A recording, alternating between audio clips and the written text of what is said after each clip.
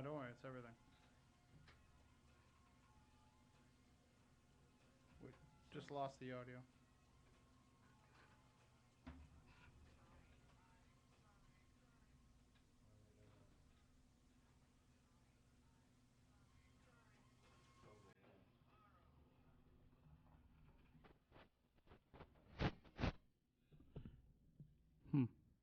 But I can hear myself in the microphone.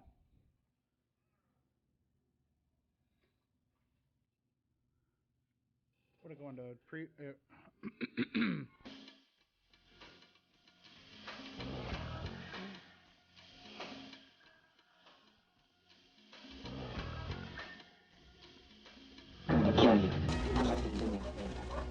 Well, this is what happens when you take a few weeks off. Welcome to Spooky Southcoast. Tim Weisberg here, along with the silent assassin Matt Costa and science advisor Matt Moniz, back after missing the last two Saturday nights due to the NFL playoffs. Things didn't work out so well for our Patriots, but football is still going on, just thankfully not on Saturday nights. So that means we're back here to talk with you about the paranormal each and every Saturday night, both on the radio on WBSM, as well as on Spooky TV, which you can find on SpookySouthcoast.com.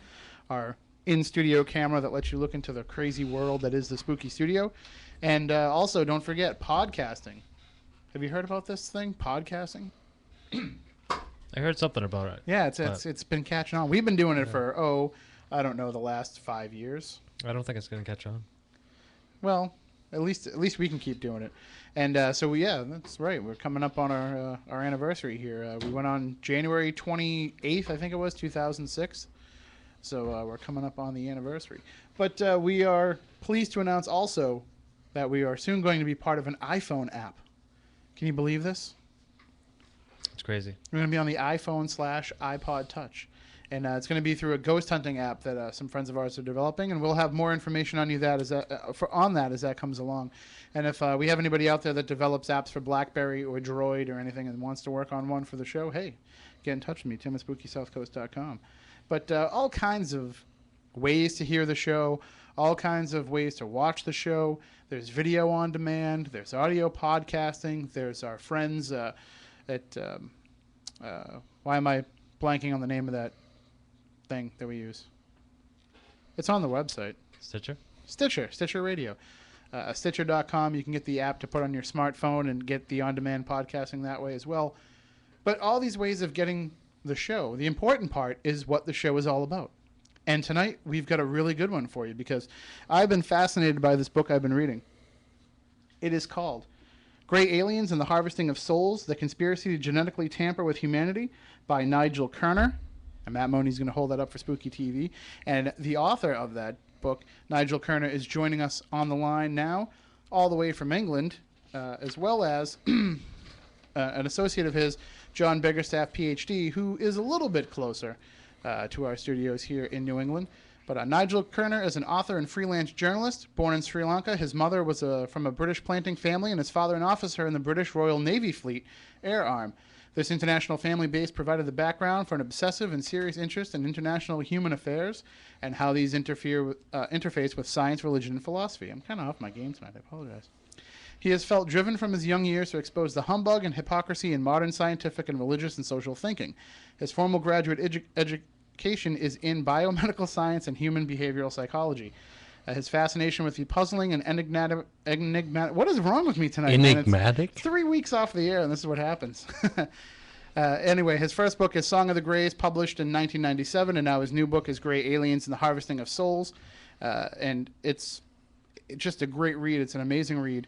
Nigel, thanks for joining us tonight. And sorry I flubbed that intro, but we've had a few weeks off here, and I should have been practicing my radio hosting at home instead of playing video games. Not at all. You're a consummate professional there, Tim. Greetings to everyone in America, wherever this is going out. Well, we're based in Massachusetts, almost near Cape Cod, but we do have a national and international audience, so... Okay, all Bostonians and Harvardites. Is it Harvardites? I don't know what you call your famous university there. But I'm quite close to Oxford here in England, so we have that kind of connection, shall we say. Anyway, let's hope that I can give you some kind of indication about the subject I'm talking about. You quoted the title of the book, and I have to say I have to apologize for the title. That's no doing of mine, I'm afraid. That's a publisher's right, I suppose, to sell a book or whatever. But it sounds rather bizarre, does it not? The harvesting of souls. It sounds really spooky. But however, yeah, I was going to say, though, that seems to be exactly the point of what you're discussing in the book. Yeah, but the ironic thing, Tim, is that when I started with this business, I was a dyed-in-the-wool skeptic about it all. I thought the whole thing was out there with the aliens, Mickey Mouse, Buck Rogers, you name it. And my son was rather, well hitched up kid of 12 asked me the question, are these UFO things real? And I had no answer to give him because I had no idea at all what these things were. And I thought to myself, I better cover myself and do a little bit of research before I came back to him with that. So I took a rain check. And a few years later, he'd completely turned me upside down in the entire existential vista that I actually believed in and so forth. And science taught me, and I'm kind of soaked in science myself. And of course, all my colleagues, we had a kind of familial forum, shall we say, of people who studied all these various things that actually were pertinent to this question of whether these things are real or not, and so on. And biochemistry came into it, and psychology came into it, and the entire gamut came into it. And after so many years of painstaking research, as I said, I mean, I only believe what I can see through a test tube, so to speak. At least I did. And then once we looked at this thing and opened the Pandora's box, so to speak, there was such an amazing revelation coming out of this that when you hitched it up, pound for pound, so to speak, 1 + 1 = 1 + 1 kind of business, you began to see there were connections everywhere in this.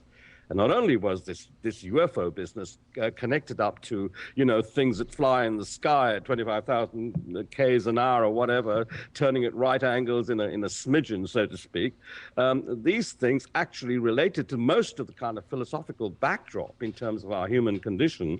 And that is the thing that fascinated me. So I examined the body of evidence, so to speak, for this alien phenomenon from reliable witness sources, as everyone else does. But I went into it quite deeply in terms of the numbers and so on, because I really wanted to prove this a myth.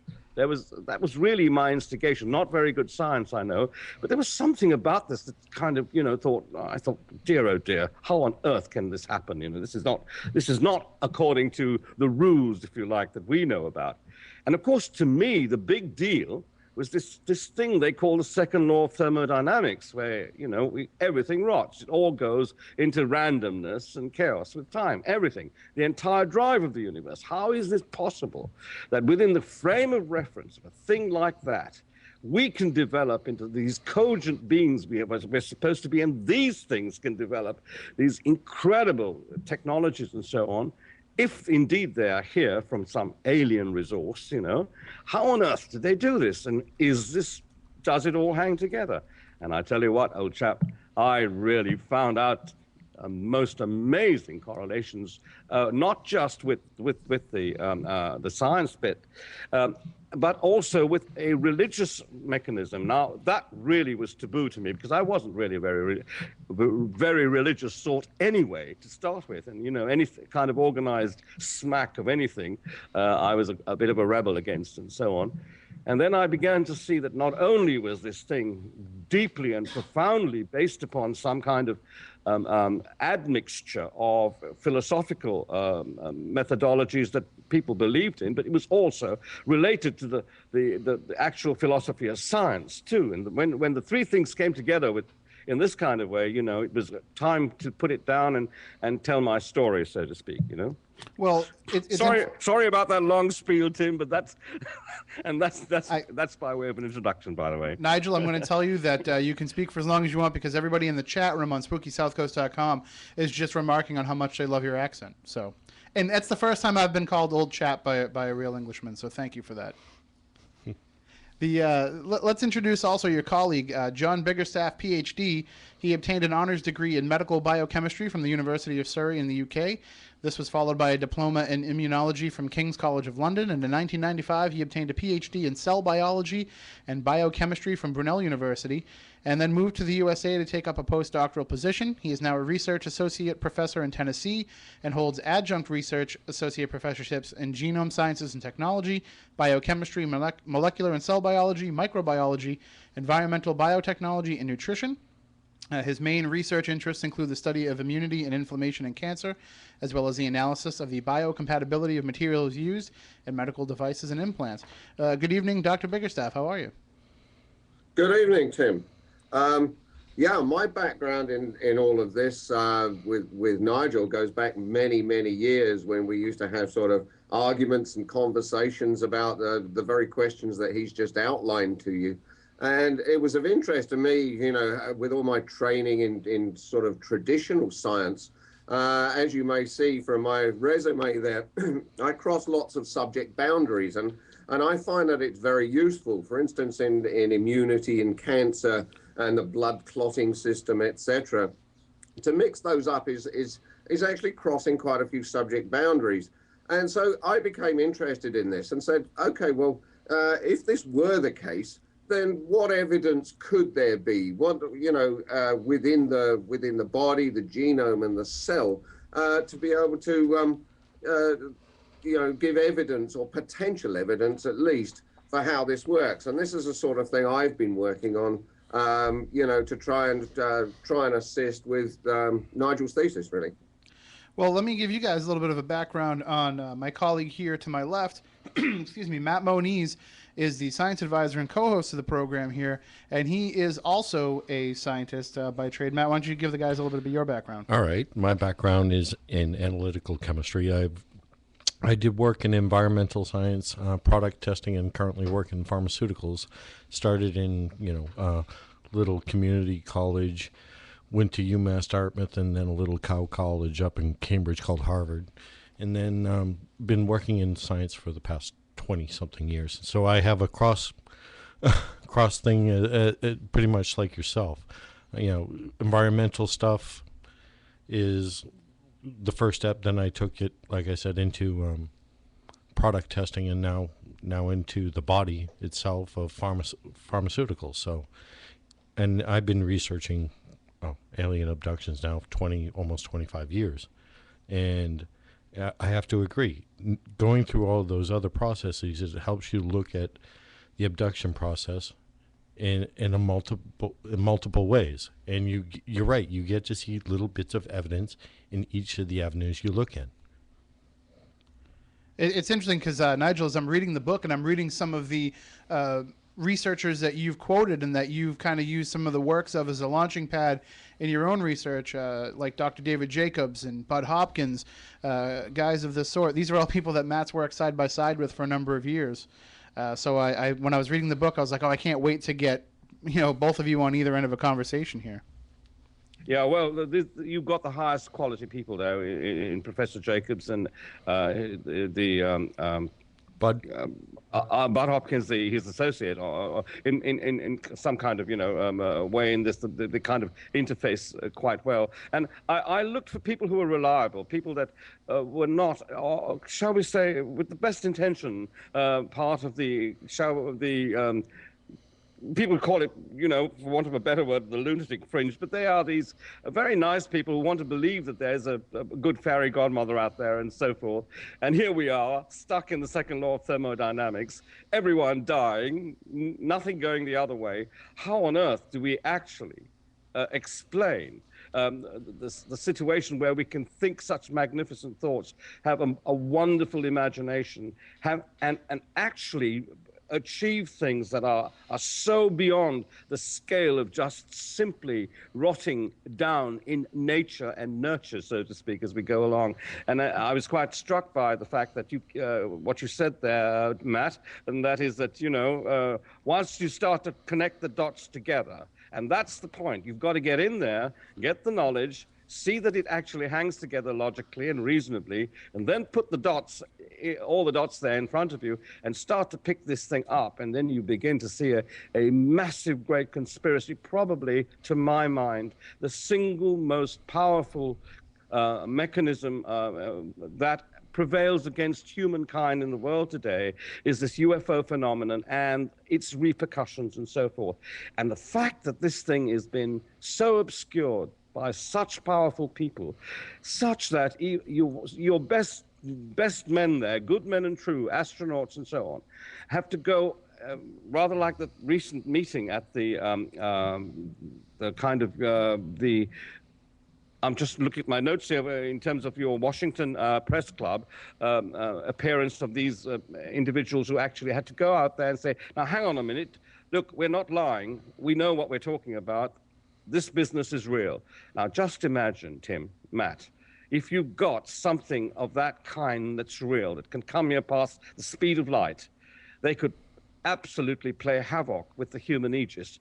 And unless we guard this human aegis very, very carefully, with that kind of intelligence extrapolating on us, we may well have become a kept species. In other words, sponsored by some other thing that might be here for their own purposes and not ours. And if that's the case, then all things are up for grabs, so to speak. And as a dad, with children and so forth, I want to know that they're okay, that they're going to be safe in the future. And so therefore, all of that led to the writing of the books and so on.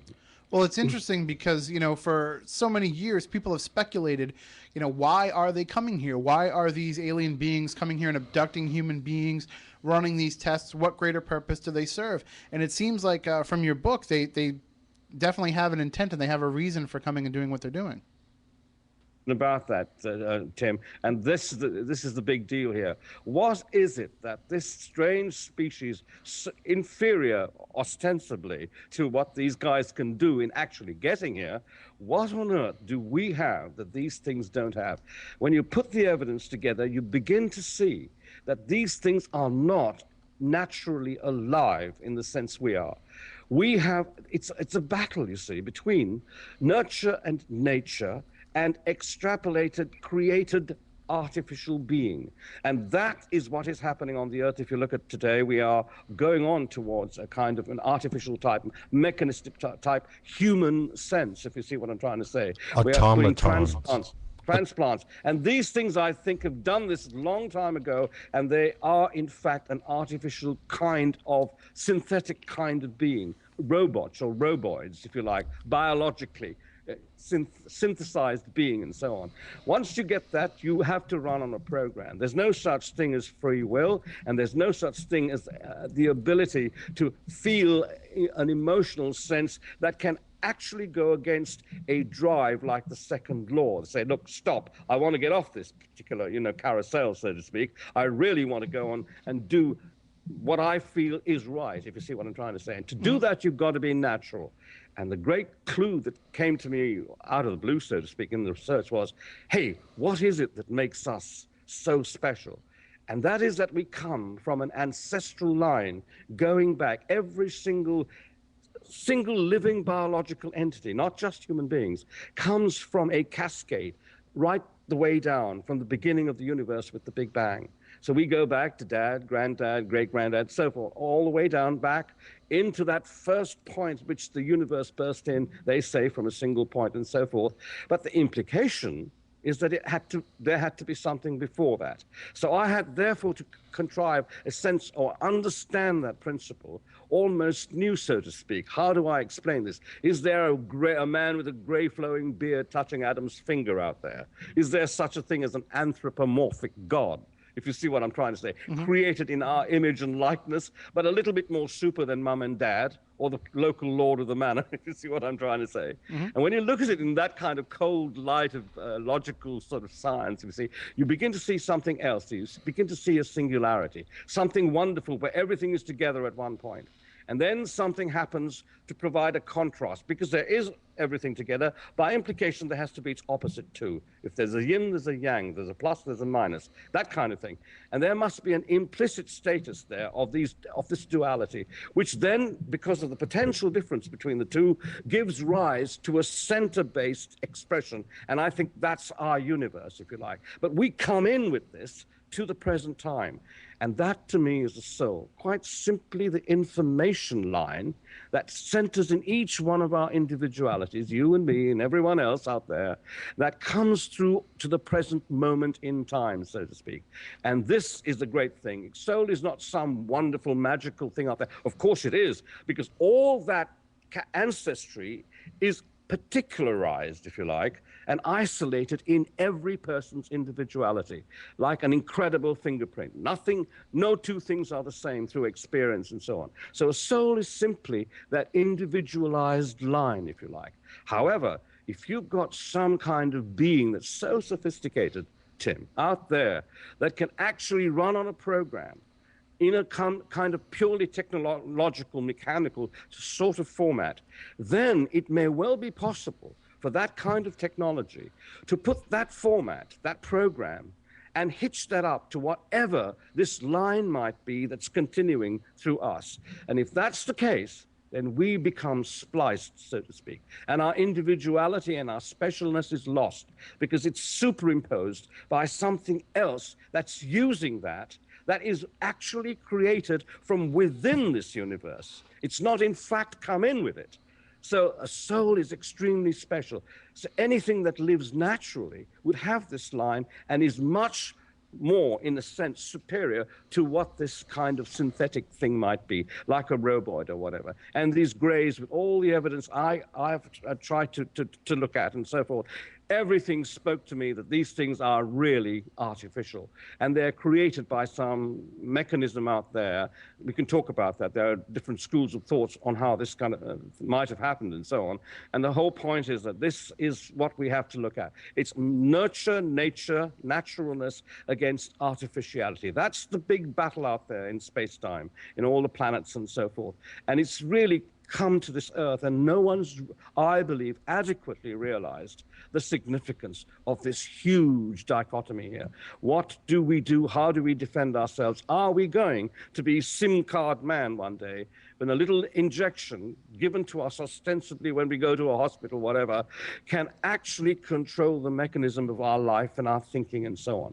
Now, that's a horror story that doesn't bear revelation, does it, really? So that's how the book came about, if you like.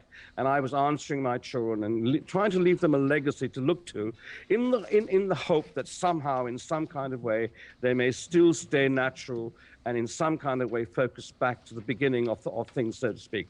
And I believe religion and the great teachers, especially that beautiful Jew, that showed himself to be Jeshua ben Joseph, he to give him his Jewish name, and Jesus Christ to give him the Christian epithet of it, that this individual actually came to this planet, I believe, to warn us about this particular phenomenon of the grays, or synthetic life, interposing itself on natural livingness. And that's when the whole thing began to get extremely interesting, because I had to get evidence, obviously, to back this up. And the book is about my search for that evidence and how I uncovered it, and particularly relating to one piece of cloth that we have in this world that provides an amazing schematic of the power of our natural being, and how this power, each one of us, remember, may well do that same thing that Jesus Christ did in a little tomb in Jerusalem, the artifact of which now, this day, defies 21st century science. Now, I have another colleague, You're talking, of course, about a spooky Southcoast T-shirt? Well, I have to tell you that this particular thing, you can't question it, because this is hard science. I've just come back recently from Frostbite in Italy, where there was a symposium of the latest research on this thing they call the Shroud of Turin, and this kind of cloth, which is 14 foot long, whatever, with a indent of a human form on it. And they find that this can only be explained by a short, intense burst of radiant energy that actually burnt this image in some kind of way into the cloth, interface with the cloth. Very, very interesting indeed. The best minds, they're not playing around here. This is serious science, deep, in fact, interface science, so to speak. And of course, I'd written about this, and they wanted, somebody delivered a speech on that symposium. Dr. Andrew Silverman did a fantastic speech on this, and riveted the entire conference. And That's something to really think about, how the proof of that particular thing now endorses the size of humanity itself. And I'm not religious. Let me tell you, I really don't go on this business about, praise the Lord and pass him the money, so to speak. Well, it's interesting. As I'm reading your book, and it's definitely a different take on the school of thought that I always heard about the soul and about the nature of human existence. And when you're talking about the second law of thermodynamics, when you're talking about the idea of entropy, we're talking about going from this perfected state down into basically a rotted human being, instead of us looking at the usual focus of we're trying to get back to that perfection of being next to God. And I was just fascinated by that, and basically throwing kind of Darwin out the window a little bit there. Well, I mean, you've got absolutely, and that's what people are increasingly realizing, that it's a one-way street, this whole business of our existence. However, because we have this connection to the past, there is a self-modulating capacity in each of us to actually return back on this path. And I think what these great teachers were trying to tell us before their message was mangled by a lot of vain people that took them over or whatever, the real truth of it lies not in the actual journals you see that commonly available to religious invective, but the things they left out of it, the journals they left out. So I went back into those and had a look at it. And then you get a story, believe me, Tim, that is absolutely awesome about what, in fact, these people were actually saying. And of course, through the centuries, they didn't have science to try and understand it. But this guy, Jesus Christ, for instance, was an incredible scientist, absolutely amazing, way beyond the 2,000 years that he left this little souvenir to prove to science today, listen, mate, I can do this, you can do this. Now you try and explain it if you don't believe in me and what I've been telling you. And the big deal is, he came to tell us how to beat this menace that I believe is now whizzing across our skies and slowly, possibly taking over humankind itself. And that's not to put too fine a point on it, And I don't want to go into this, but I'll just give you a little bit of this before we talked to John about how this biological thing might be done in hard science terms. Let me just give you an example of what I discovered, just to give you an illustration of why I say this. It's not some sensational thing that it really does hang up, There is an account in the New Testament of a thing they call the temptation. Now, understand, when I was looking at all of this, I was looking very suspiciously at religion, if you see what I'm trying to say, but trying to find evidence to back up what I was discovering in other ways, so to speak, not this new age type stuff, just hard science, empirical science, because that's my background, if you see what I'm trying to say. And I looked at this very strictly in those terms. Now, there's this thing they call the temptation, where I don't know if you are in any kind of, your listeners obviously will be Christian and Jew and Gentile and so on, and they can check this up for themselves. In the New Testament, it says this man, this individual they call Jesus Christ, was taken up to a high place. And there, an entity they call Satan, and it's interesting that the word Satan is actually derived in ancient law as something that fell from the sky, And this individual says to this individual they call Jesus, hang on a minute, I look at all this stuff here, I will give you all of this if you bow down and worship me and all kinds of things. So obviously this guy seemed to be in control. Now, what gives an entity like this control in the first place? That's the first question I asked. And yet, this man, Jesus, was taken up there by this being. Now, the point is this. He's taken up to a high place and shown the cities of the world. Now, you just think about that. There's no place on the face of the earth 2,000 years ago, high place, that you can take anyone and show them the cities of the world that's built of humankind or human form, by humankind rather, in human form. And so the fact is, there must be some mechanism here that could take this individual and show him the cities of the world. And the only place you can do that from is space. And if you look at Judea 2,000 years ago, it was a center of all resolved and trading routes and so on. It was a very, very important hub, if you like, historically and anthropologically and so on. And this particular place would be, if you go up there, maybe 200 miles up into space, you would indeed see all the main cities of the world. And so the implication was quite clear. Maybe The thing that took Jesus up to a high place was a high place out there in space. And then you get the correlation with UFOs and so on. And then Christ is supposed to say to him, listen, mate, you're doing all this. I don't need you to tell me that I can own this, that, or the other. You are less than an insect because you're a machine. Now, that is also plausible, because a machine with a program wouldn't have a sense of self. It would not know it's a machine. It's a programmed thing sent out there into the wide universe, shall we say, to find worlds, if you like, and make things of it that are useful to the parent planet or the beings on that planet for themselves. And so here we are, I believe, dealing with this incredible thing, phenomenon of UFOs 2,000 years ago, and that is the most important thing that I discovered. I think this correlation, that this may be what the great teachers were warning us about. This business about being righteous and all that is quite simply using our minds to get onto the channel I call a soul, this information line, and go through that back into that original place we all came from when the singularity, in contrast with its opposite, burst open universes to make bits and parts from this great whole thing together again. And that mind survives, and therefore we get things like conscience and so on relating to the whole story in the backdrop, so to speak. And that gave you a very interesting take philosophically on all this business, you know, Tim. And that's my story, really. When I saw all of this coming together, of course, it's taking me 3 books to account for everything in detail so that scientists can look at this, all kinds of people can look at this with a fine-tooth comb and just say, look, is this plausible or not? That's really the question I'm asking. If it is plausible, well, we need to do something about it. If not, it's an interesting read, and I've done no harm, but give you a warning, perhaps, that this might happen in some future time. So that's really the philosophy of the book.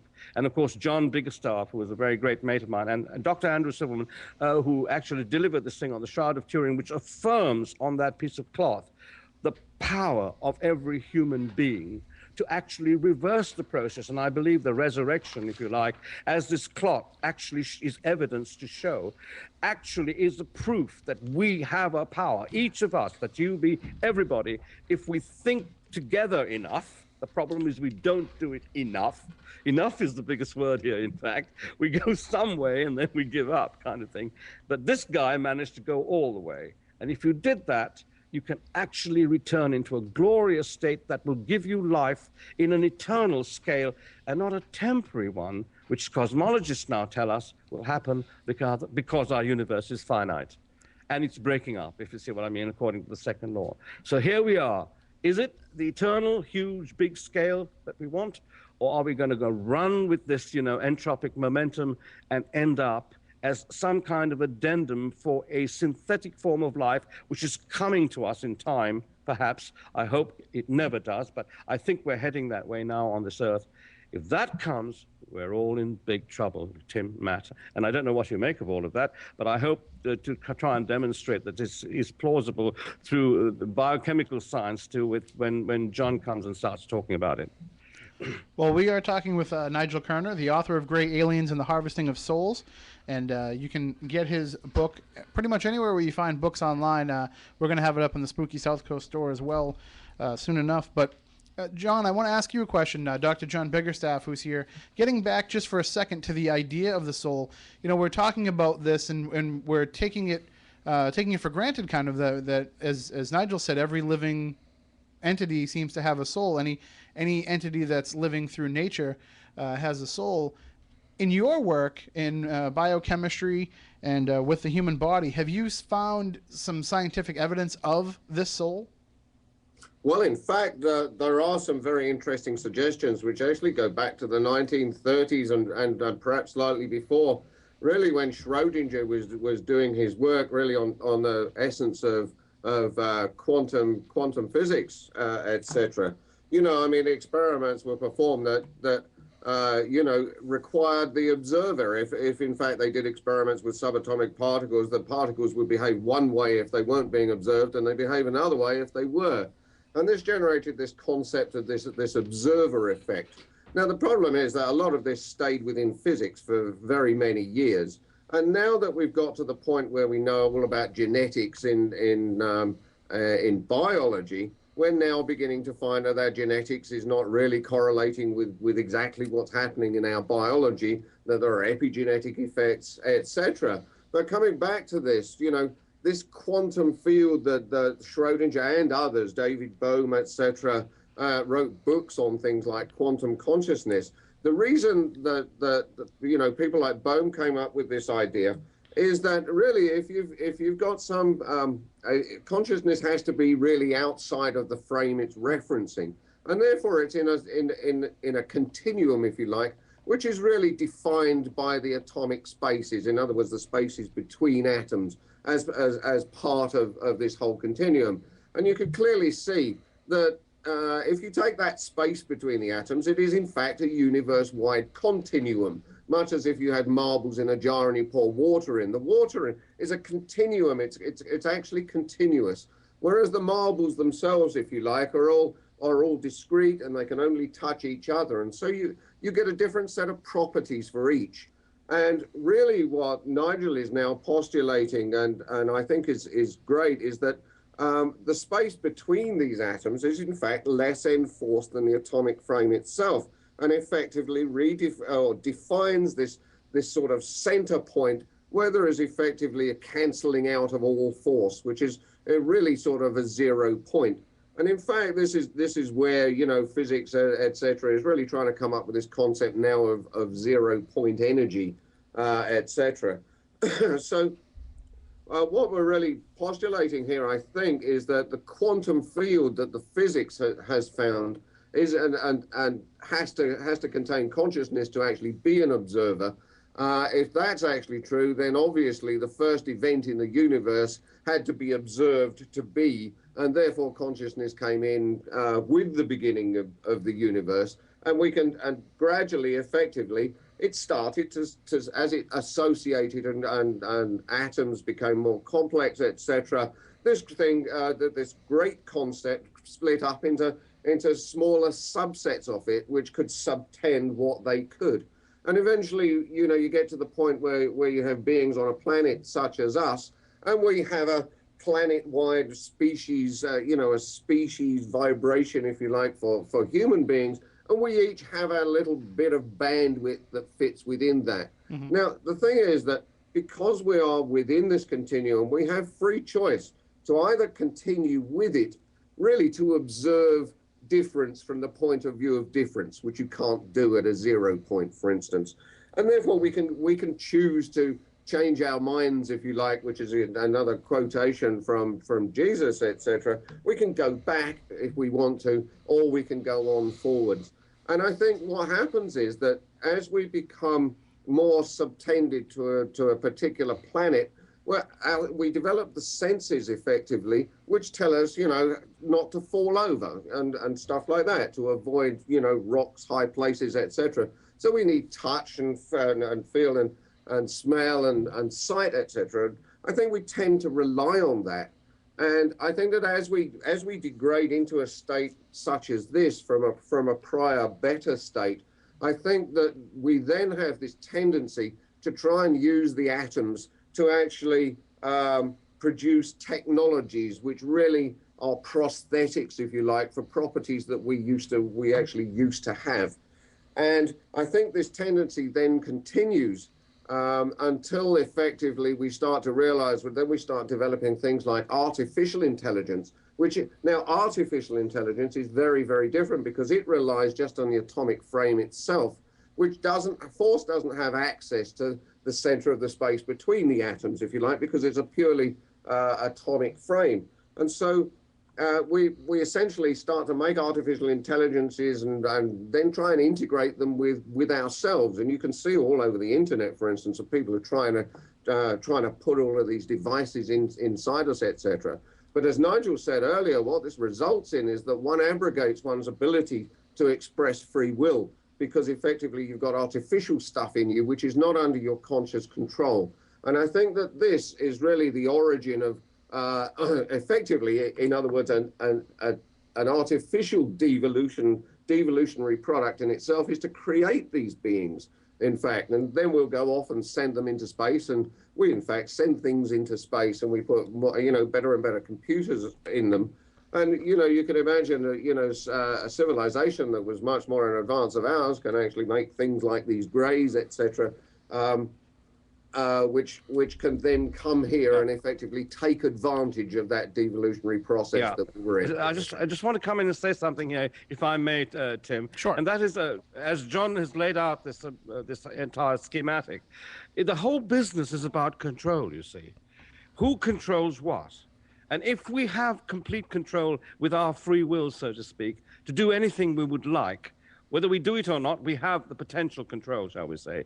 Well, that's really the greatest power of all. And I think what is happening is that all of this is now moving into a mechanistic type of control where the business of our own will to do it in our individuality is being taken away from us in the interests of something else. Now, whether governments do it or whether some alien type form comes and does it or not, the whole thing is that you and I and our children may well lose that absolutely paramount right of effect, so to speak, to handle ourselves. When we die, we go wherever we go beyond on our own, so to speak. No mums and dads and boys and girls, boyfriends and girlfriends or whatever. None of that kind of thing, you see. We go on our own. And within that scale of effect, surely the most important thing is for us to actually have and retain this all-encompassing control. And that really is the big business philosophically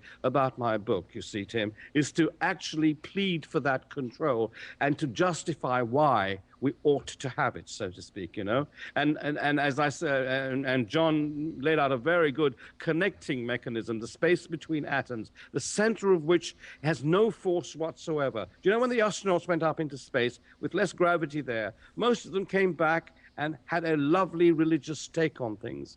So when force is taken away from acting on us, we seem to know much grander scales of union and effect. However, if you put a bunch of mice in a bag and direct microwaves, which is like little pencil beams of concentrated force at them, they will kill each other. Even mice will do that, gentle mice, if you like. They would kill each other. So force tends to make us forced acting on us tends to make us even more aggressive, less meaningful and reasonable than when there is no force. And the place to access our no-forceness, so to speak, is the space between all our atoms. And there we still have what I think is the prior frame we come from, shining through these tracks, these connected tracks, as John put it. And, I go to length in the book into trying to justify this schematic, this mechanism, which then leads us back to that original point. Each one of us, we have access there. The thing is that if you've got an artificial creation like a robot, it would not understand that principle. It would not understand that paradox. It would just want to live like us forever because it's subject to the second law of thermodynamics. It will end. It will rot. So it's looking for things and systems in the universe to be able to plagiarize, if you see what I mean, these things on their own behalf, kind of piggyback on our soul mechanism, which is naturally contrived for us because we each came in. All naturally living things came in with the universe, and they did not. They are created, they are made, if you like, artificially. So that's the big battle. Artificial against natural. Synthetic against natural, so to speak. And that's really the whole thing. And so John, he will take you on the biology in part 2, perhaps in the next part of the program, and you can then talk to him how this particular thing with the genome is affected and so on. He has an interesting take on all of that. All right, well, we will get to that second hour in just a few minutes. We have to take a break now for the network news. We come back, we will talk about the genome. We'll talk more about aliens and the idea of harvesting human souls and about the Shroud of Turin. And it's not just coincidence that Matt Moniz looks like Jesus with his new beard here, because we're going to talk more about Jesus as well and what does it all have to do with gray aliens. So stay tuned. We'll be right back with more. Also, huge announcement about a big event coming up February 26th. You don't want to miss that. We'll get right into it as soon as we come back from the news. Stay tuned for more with Nigel Kerner and John Biggerstaff here on Spooky Southcoast.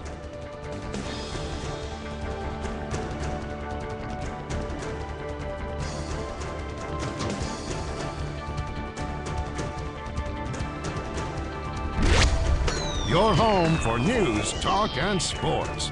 Online at WBSM. First with local news, talk, and sports. This is WBSM New Bedford, Citadel Broadcasting, AM 1420, WBSM. From ABC News, I'm Chuck Sievertson. Jump in, the water's... Well, no giant squid or Jaws sequel causes this reaction. It's brutal, 0 or below in parts of about 19 states tonight. The coldest weather in 5 years could hit parts of the Midwest and East at the end of this weekend. It takes real commitment if you want to choose that word to willfully jump in the outdoor drink, as folks did at the YMCA of Southington, Connecticut's 6th annual Polar Plunge to benefit Camp Sloper. Not the smartest thing I've ever done. Frostbite warnings for the big NFL games tomorrow. Predicted at game time, 18 degrees in Chicago, 15 in Pittsburgh. Forecasters say Sunday night into Monday could see the coldest temps in 5 years. The experts are looking at weather disturbances heading east and south from the Rockies and Plains. So far, according to National Weather Service meteorologist Bruce Terry, it could be anything from nothing to a significant rain event to a significant snow event. Experts will know more in the next few days. The precipitation across the southern states would be happening later Monday into Tuesday, and then farther up the coast, the precipitation event would be later Tuesday through Wednesday into Thursday. It's been physical therapy and speech therapy for Gabrielle Giffords at a Houston hospital today. ABC's Clayton Sandell in Houston. Right now, doctors' top priority is to evaluate Giffords. They're running her through a number of therapies, including speech therapy and physical therapy. They're also trying to keep her free from infection since she's still in the intensive care unit. They want to get her out of there as soon as they can so she can begin the rehabilitation process at a facility just down the street. A snapshot toward 2012, a straw poll among New Hampshire State Republican Committee members shows Mitt Romney is the front runner for his party's presidential nod, 35%. Ron Paul was second with 11%. Minnesota Governor Tim Pawlenty and Sarah Palin polled single digits. 276 valid ballots were counted in the straw poll taken by ABC News and WMUR-TV. You're listening to ABC News. This is a message for all men dealing with frequent urination or waking at night to urinate. Right now, New Vitality is inviting you to take part in a nationwide giveaway of their best-selling supplement, Beta Prostate. You heard right. Every man who calls right now will learn how to try our best-selling supplement, Beta Prostate, for free. You only pay a small shipping and handling fee. For details, just call 1-800-275-2074. Supplies are very limited, so don't wait. Beta Prostate is made with a breakthrough ingredient shown to support a healthy urine flow and bladder emptying. It even reduces waking at night from the urge to urinate. Take part in this special opportunity and try Beta Prostate free. But hurry, this free offer will only be around for a limited time. And when this offer's gone, it's gone. Just call 1-800-275-2074. That's 1-800-275-2074. Call 1-800-275-2074. Focusing on jobs, boosting U.S. global competitiveness, and cutting the deficit. That's what President Obama plans for Tuesday's State of the Union address, according to a video preview released by the Democratic National Committee. More from ABC's Timon Bradley in Washington. President Obama says Tuesday night he'll explain how the economy has improved since he took office, but that he realizes American families may not yet feel it. We've made progress, but as all of you know, from talking to friends and neighbors, seeing what's happening in your communities, we've still got a lot more work to do. All week, the president plans to take his message directly to the American people. Six-party Iran nuclear talks in Turkey have collapsed with no agreement. Tehran insisted on preconditions related to sanctions. In Istanbul, European Union Foreign Policy Chief Catherine Ashton says Iran's demands were unrealistic. We had hoped to embark on a discussion of practical ways forward and have made every effort to make that happen. I'm disappointed to say that this has not been possible. The EU official says there's no date for another negotiation. The Army's investigating how 9-foot-tall decorative marble urns that once flanked the stage at Arlington National Cemetery's Memorial Amphitheater ended up at a private auction house in Alexandria, Virginia. 14 of the urns. They were apparently removed during a renovation back in the 1990s, and after learning about it in the Washington Post, the Army is now asking the auction house to stop the sale. This is ABC News. Are you struggling with too much credit card debt, sky-high interest rates, having trouble just making the monthly minimums? We're Credit Card Relief. We've helped thousands of people become debt-free in months instead of years, all while saving thousands of dollars. The consultation is free and the relief is real. Call Credit Card Relief, 866-333-9191. That's 866-333-9191. Not available in all states. Chuck Sievertson, ABC News. When I broke my neck in a diving accident over 40 years ago, people would approach my bedside in different ways. Hi, this is Johnny Erickson Tata, and some of my friends had a lot of good advice, but good as it was, their counsel went right over my head, because I was too emotionally turned upside down to make heads or tails out of their well-meaning words.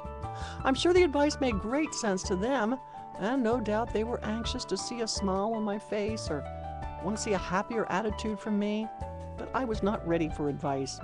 I was still mourning, I was still grieving the loss of not having use of my hands or legs. I needed time to cry, time to think. And oh, how I appreciated those friends who did not come into my hospital to fix anything or fix me. Often they did not have any words to say. They just came to spend time with me. They cared. And from disabilitycampaign.org, let me say that you can care too.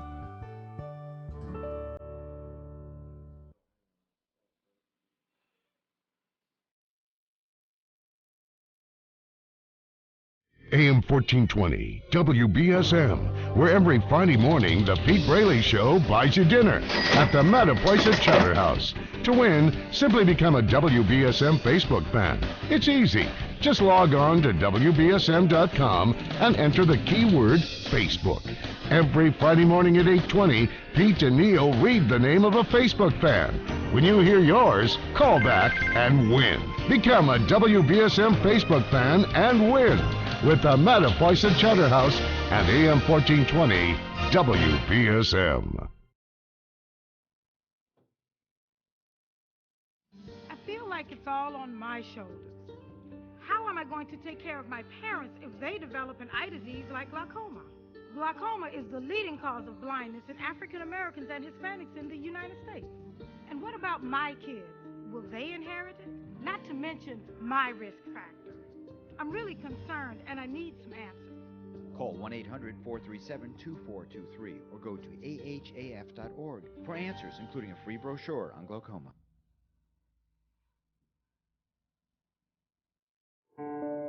Hi, I'm Brett Michaels for the American Diabetes Association. Diabetes is a constant battle. I know, I've had it since I was 6 years old. A lot of people don't consider it deadly, but diabetes kills more Americans each year than breast cancer and AIDS combined. Please join me in the movement to stop diabetes. Help us raise awareness and find a cure. Share, act, learn, and give at stopdiabetes.com. Hi, this is Scott Lang, Mayor of the City of New Bedford. Have you checked your medicine cabinet lately? You should. Every day, more than 2,500 teenagers abuse prescription medication for the first time. Sadly, teens often experiment with medications they find right at home. Many young people think it's safer to misuse prescription medications than illegal street drugs, but that simply is not true. Prescription medications can be beneficial when used under a doctor's supervision, but misusing medications can lead to addiction, overdose, and even death. Fortunately, there are steps you can take to help protect your children. Keep track of your medications. Encourage friends and relatives to safeguard medications in their homes. And consult your pharmacist about disposing of medications you no longer need. Remember, prescription drug abuse is still drug abuse. If you don't want your children to abuse prescription medications, don't give them the opportunity. A community service of New Bedford, the Partnership for a Drug-Free America, and the U.S. Conference of Mayors. To learn more, go to drugfree.org. Just a minute, ladies and gentlemen. I think something is happening. Allow me to reintroduce myself. Spooky Southcoast is back. Are you not entertained? Are you not entertained? This is very unusual. We don't even know what the impact is of what we did. Look, I know the supernatural is something that isn't supposed to happen, but it does happen.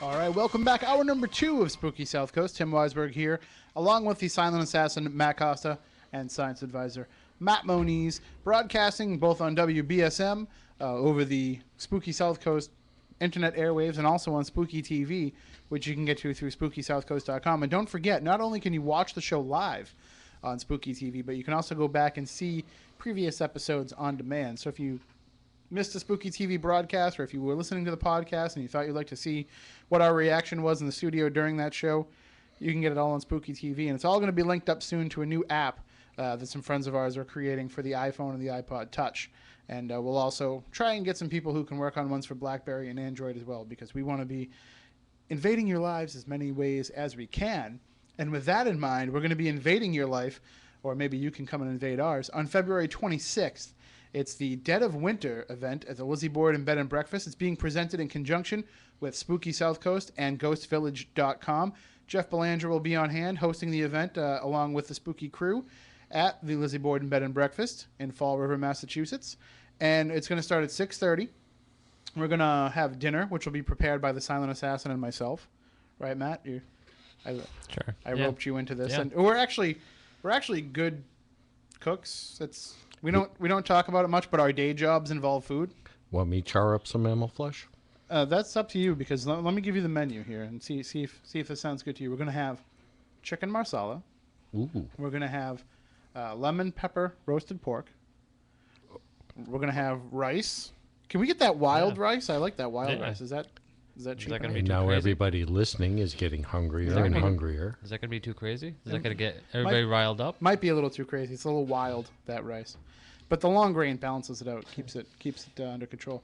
We're going to have butter garlic pasta, vegetable medley, and my wife has decided to make some desserts. And if anybody's heard some of the previous episodes where we talk about some of her desserts, the Oreo brownies will be in the house. So you don't want to miss those. And that's worth the price of the ticket alone. And so you have dinner. During dinner, you're going to have the opportunity to have a discussion about, the basics of ghost hunting and paranormal investigation. We're going to talk a little bit about legends. We're going to have Leanne Wilbur, the manager of the property, talk about some of the history of the Lizzie Borden case and the legends that have sprung up around it. And then we're going to have something that nobody out there has seen before. We're going to have the worldwide debut of Bill Chappell's new. Now, if you know Bill Chappell, you know some of his work. You've seen the Ovilus and some of these other devices that he's created that are being used on shows like Ghost Adventures and Ghost Hunters and Paranormal Stay. All these different groups on TV, you see them using Bill Chappell's devices. Well, he's taken George Meek's original Spiricom device that was created in the 60s and 70s, and he's made a new version of it. Now, the plans have been out there online for many years, and people have gotten confused about exactly what did what and what went where. Well, Bill has kind of brought things back to their very essence, and he's created a Spiricom that takes up not a room, as Meeks previously did, but fits into a suitcase. And he's shipping one to Jeff, and Jeff's going to have it. It's going to be the worldwide debut. Nobody's used one of these in the field in one of these settings before. We're going to do it that night. We're going to talk about the Spiricom, and we're going to talk with Bill Chappell at the event. He's not going to be there in person, but through technology, we're going to be able to bring him in, and he can explain a little bit about the device. And you can see it firsthand before you'll get the chance to actually use it out in the field yourself. And we're going to basically communicate with as many of the spirits in the Lizzie Board and Bed and Breakfast as we can. So you don't want to miss this, especially if you're somebody who follows EVPs, who follows ITC. You're going to want to be there for this because it's going to be amazing. And plus, it's going to be just a great night. We're going to investigate until 2 o'clock in the morning, at which point you can go and retire to your private room should you decide to rent one. Here are the ticket prices. The event itself, which includes dinner and the investigation, $125. To get a room on the third floor, it's $150. So it's only $25 more a person in your party to get the room. You really can't beat that deal. It's phenomenal. Then it's $175 a person if you want to get a second floor room, because those are a little bigger and those are a little bit nicer and the bathrooms are closer. And so $125, $150, and $175. Those are the ticket prices. In order to get these tickets, you have to call the Lizzie Board and Bed and Breakfast. And what is it? $200 if you want to sleep in the cellar? If you want to sleep in the cellar, good luck to you, because there's going to be people down there all night. I know that. But if you want to get involved, you have to call the Lizzie Board and Bed and Breakfast and make your arrangements with Leanne. She's going to be processing all the ticket sales and everything over there, because she's going to keep track of who has what room So you'll be able to pick and choose your room as long as you call very quickly. There's only 25 spots that are going to be sold to this event because basically fire laws prevent us from putting too many people into the house. So if you call now, I know there was 16 left, I think. 16 left when we came here earlier onto the show. So let's see here. I'm trying to see if there's been any update as to how many tickets are left. Yep, 16 tickets are left as of 7:15 tonight. So if you want to get involved, 508-675-7333. That's the number at the Lizzie Boyd and Bed and Breakfast. You can also go to ghostvillage.com/Lizzie, Lizzie, and you can find out more about the event and how to get tickets there as well. So I'm predicting that if you have to act fast. I'm predicting these tickets are probably going to be gone by next weekend. And if not, definitely the weekend after that. But the event itself is February 26th. If you're a friend of mine on Facebook, Tim Weisberg on Facebook, I've created an event page there as well, so you can find out more information. And again, ghostvillage.com/Lizzie, limited to only 25 tickets. So please make sure that you get involved ASAP, because you're not going to want to miss this. I mean, like I said, Oreo brownies. What more do you need than that? People have offered to pay more than $125 for the recipe for the Oreo brownies. So that just goes to show you what you'll be enjoying there. So, all right. Well, why don't we take a little break, and when we get back, we'll talk more about the gray aliens and the harvesting of the human soul. That is the new book by Nigel Kerner. Sorry, it's Gray Aliens and the Harvesting of Souls by Nigel Kerner. We're going to talk with him and Dr. John Biggerstaff more about the grays, more about the idea of collecting and analyzing and trying to duplicate the human soul. And we're going to talk about some of the more enlightened souls over history and what they might have had to tell us about this oppressive power that's out there. So stay tuned. We'll be right back with more here on Spooky South Coast.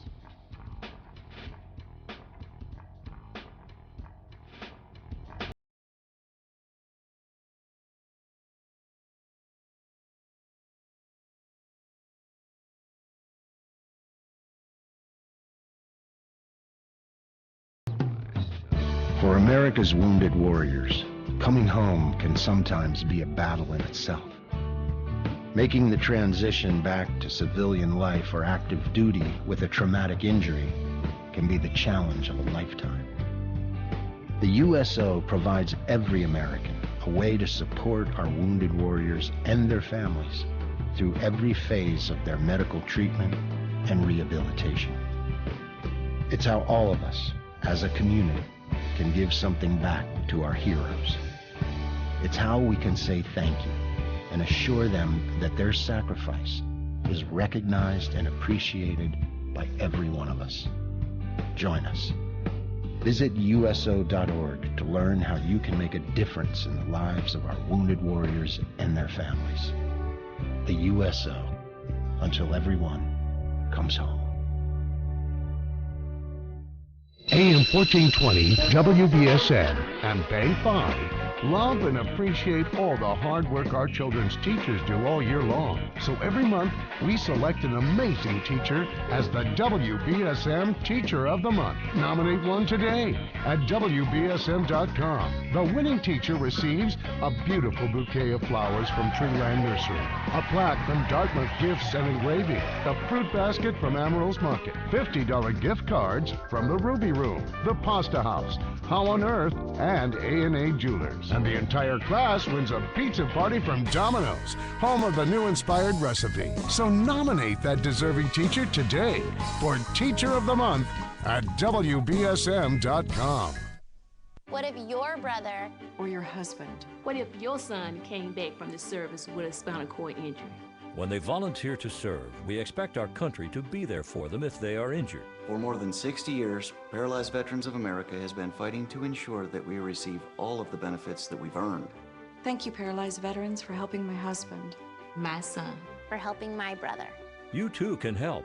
Visit PVA.org, a public service of Paralyzed Veterans of America.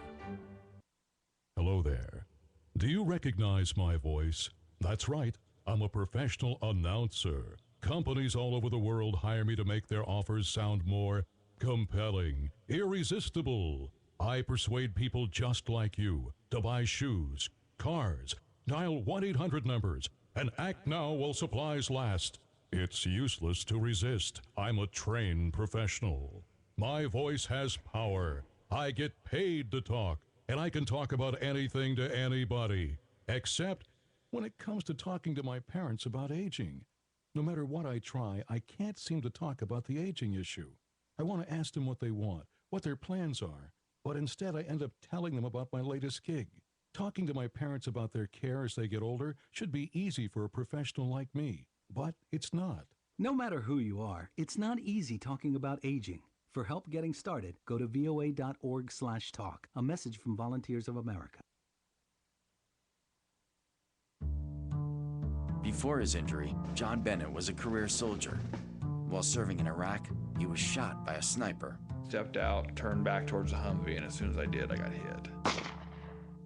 It shattered 2 vertebrae and fractured another one. I ended up losing my right kidney, my spleen, my colon, and half my pancreas. John's wife, Dina. Paralyzed Veterans of America got us our benefits. Senior National Service Officer Michael Killen. I helped them fill out the forms. I hand carried the forms over to the VA and walked them through the system. You're just trying to survive, and they help you along the way. It's very nice to see when your work pays off and you're very successful in it, because you can see the change in that veteran. Him starting a taxidermy business is accomplishing something every day. I'm glad to be back to work. To learn more about Paralyzed Veterans of America, visit pva.org, a public service of Paralyzed Veterans of America. When you think of the reasons people end up in the ER, you probably wouldn't think of West Nile virus from mosquitoes, asthma attacks from cockroaches, hantavirus from rodents, or Lyme disease from ticks. Even bites from fire ants and other stinging insects send 500,000 people here every year. But you could make a difference in helping to protect your family from pest-related illnesses. Go to pestworld.org to learn how. Why wait until there's an emergency?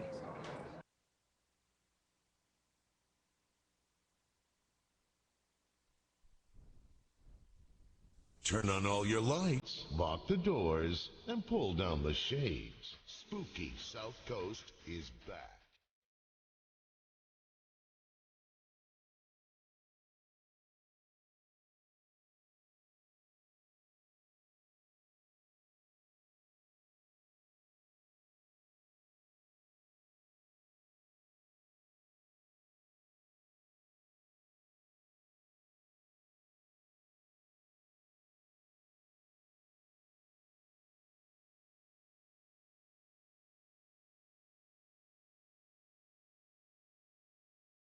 That sounds like a good one for the EVPs to play. I was going to say the same thing. When are we going to get back together? I know Jeff said he's really busy, but we can practice without him. We got to get the band back together. Yeah. We're on a mission from God. But speaking of being on a mission from God, we are talking about the human soul. We're talking about the book Great Aliens and the Harvesting of Souls, The Conspiracy to Genetically Tamper with Humanity by Nigel Kerner. And I know for some people who might be...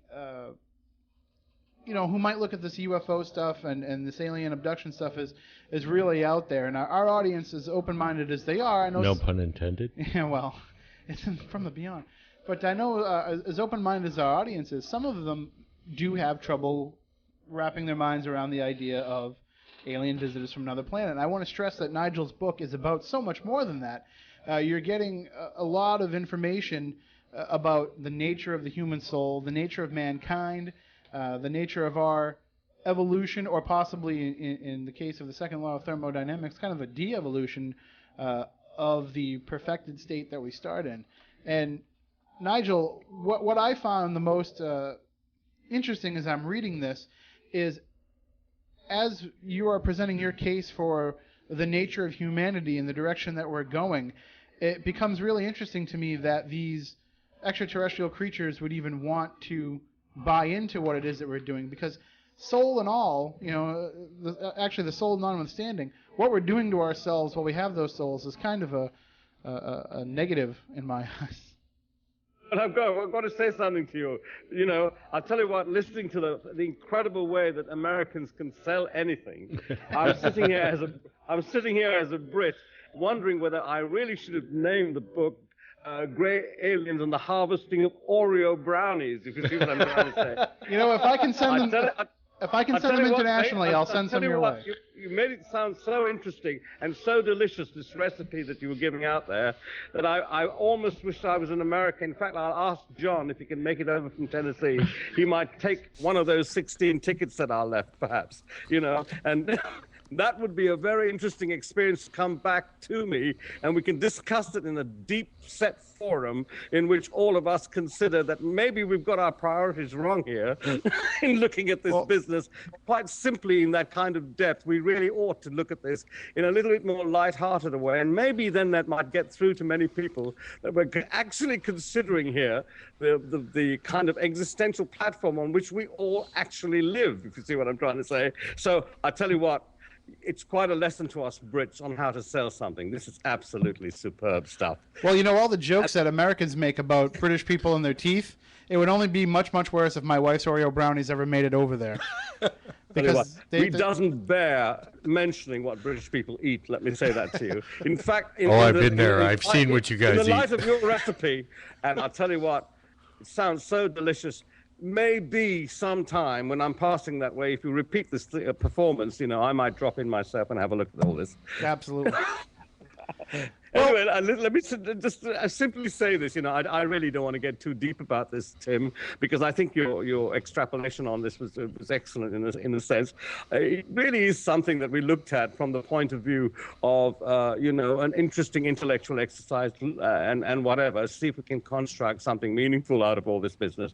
And really, it's quite true what you say. The human aegis, in terms of being human and so on, is such an interesting and wonderful thing. The problem is that whilst this is going on round the back of us, so to speak, there may be some rather serious guys there looking at all of us from that kind of point of view. And I really wanted to say to people, you know, it's one thing to actually look at this thing in that kind of way, but maybe we ought to also pay attention to future generations and where this particular thing is concerned, and have a look and see whether there is something that we all ought to be looking at a little bit more, if you like, on that kind of deeper scale. So I do apologize for getting a little bit too kind of into this in a scientific kind of way, but it really is something that one I would say it's out there. Go and have a look at this on the internet and so on. And for those guys in you know, maybe in Harvard University or whatever, you know, the deeper kind of study mechanisms in the United States admired all over the world, that maybe there is something that we ought to look at when we're not looking at it, so to speak, if you see what I'm trying to say. So in a sense, this whole business is to do with researchers actually going into things that are happening now, you know, where computers that go to work inside the cell itself, DNA, it seems, is the best material to help to create silicon chips to make the fastest, smallest, and therefore the most efficient computers. Now, can you imagine? This is an amazing thing. A group of students recently in Hong Kong, in the Chinese university there, are making strides towards storing vast amounts of information in an unexpected home. A bacterium that can actually put enough information in a teaspoon full of a bacterium, actually computerized mechanisms that can actually provide in this teaspoon the equivalent of huge numbers of gigabytes of information. You know, whilst we enjoy ourselves in being human, so to speak, there are some serious guys there doing this business, and maybe we ought to look at the fact that somewhere out there might be something cold and dead, knows nothing about the American way or the British lack of a good recipe in food or whatever, that are looking at us from the point of view of our own futures as human beings, and that's really the business of the book. I don't want to get too serious about it. In fact, book 3, I try to get a little bit more lighthearted about things and so on, and ask people to look at this in a kind of, you know, a human sense of a human scale of reference and so on. So maybe we can come at this or together in that kind of way. And John Biggerstaff has some interesting takes on this. We'll try and make this a little bit more kind of, you know, interesting in that sense for you guys. So as I'm saying, as we go along in trying to consider where humanity is heading and so forth, The best way to do it is whilst we're enjoying ourselves up front, so to speak, the back door is always open to something else that's a little bit more insidious. And I don't really wish to be negative about this. But you know, if you take away what we are and what we basically enjoy ourselves with as human beings, if we take that precept away from our capacity as human beings, right, then we have nothing left. And I think that's the answer to why these threats ought to be looked at in some kind of way for the future's sense and so on. So listening to you guys and, you know, the fun sense you engender into people, I wish we could actually, you know, be there with you in that sense, because you guys can sell something, let me tell you. You can sell something. And we Brits can take a great lesson from that. In fact, we're getting poorer in the world because we haven't learned from our American, if you like, sons and daughters. Remember, you spoke with this kind of accent once upon a time, you guys. Before you got good sense enough to get away from Britain, let me say that. Well, and we've also made sure that we've tried to get rid of our New England accents, too, at least while we're on the radio. But you bet, Dave. And you know, as good as we are at selling, I haven't even mentioned my book, Ghosts of the Southcoast, which is available in bookstores and also online at SpookySouthcoast.com and in the back of my car. So, but you know, when we are looking at this though, and you mentioned that it is kind of an insidious thing, but really, there's nothing we can do about these species coming down and running these tests and abducting people, except maybe try to understand it. But even if we understand it, how can we stop it? We can't. Yes, there is. You guys just proved it by a lovely invective with each other and so on. That sense that you have of that human frame of reference of interaction, the way you demonstrated that this morning or tonight in your broadcast, is a wonderful way of doing it, because you're showing your humanity, you're showing the power of your will and your thoughts and so on. And the problem with machines, Tim, is that they take that all away because they don't know. There's no way they know how to do that. You see what I'm trying to say? Mm-hmm. It's a cold mechanism. And what we can do is, whilst we retain our humanity and our sense of kinship with each other and so on, that it is the greatest antidote of all, to be human in that sense. And that, I think, is what I really want to say about my book. It's gone kind of thermonuclear, it seems to me, and the great controversy about it all over the world and so on. But in the end, what I'm trying to say quite simply, as a metaphor, if you like, is that power of our human sense with each other is all the antidote we need to resist these insidious things that might crawl in at the back door and intercept and interrupt that procedure and that process of being human. And that really is what it's all about. And John and you know, the science background that we've got just considers that side of it, if you see what I'm trying to say. That doesn't mean to say we can have a good joke and perhaps enjoy that wonderful, delicious menu that you just set up, you know, for us. It's rather cruel, because I'm sitting here in England whilst you guys are going to enjoy this over there.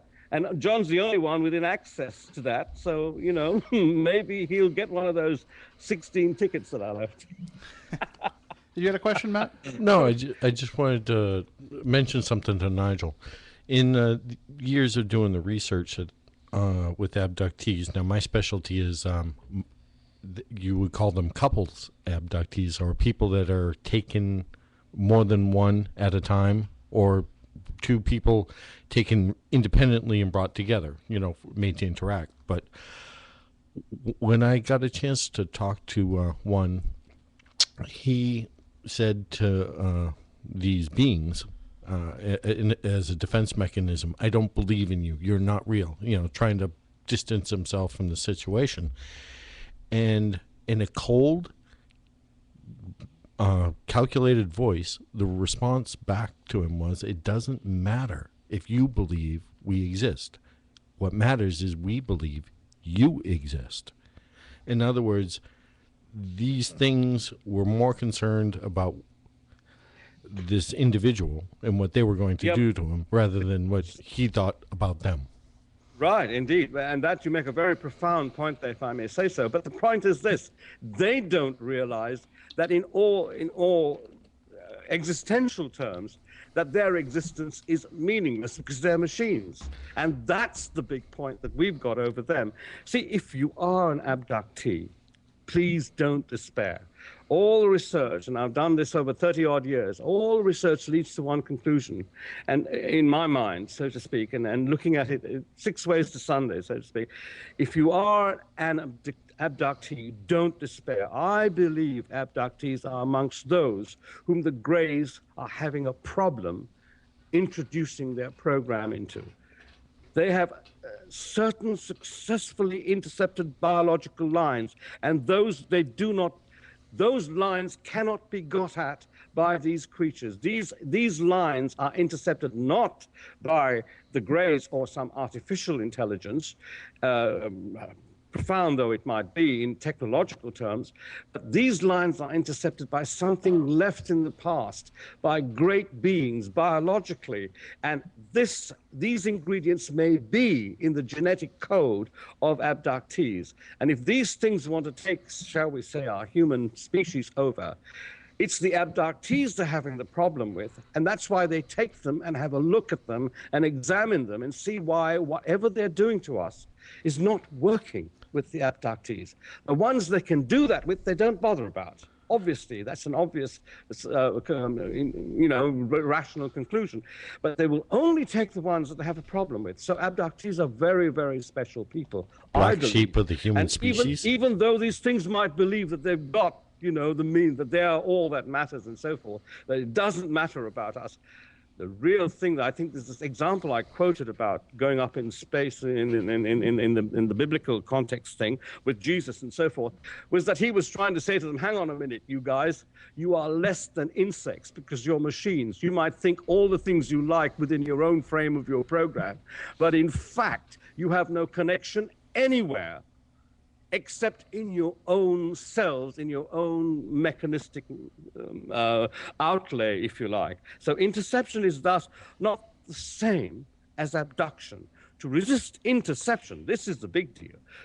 Interception is the big deal. To resist interception, I would say the best thing is to be as different to them as possible, to be as different as a machine psychology that can only know the physical universe as it is possible to be, just a physical universe.